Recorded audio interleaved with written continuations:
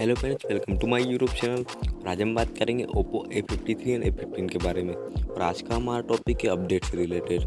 मतलब आप अपने फ़ोन में अपडेट से पहले आप अपने फ़ोन में किस प्रकार से ट्रायल वर्जन देख सकते हैं, तो इस वीडियो में जानेंगे। एंड उससे पहले आप हमारे चैनल को सब्सक्राइब कर लीजिएगा, बेल आइकन बटन पर प्रेस कर लीजिएगा एंड वीडियो को लाइक शेयर कर लीजिएगा। तो फ्रेंड्स, बिना टाइम वेस्ट करिए वीडियो स्टार्ट करते हैं। तो सबसे पहले हमें अपने फ़ोन की सेटिंग में चले जाना है।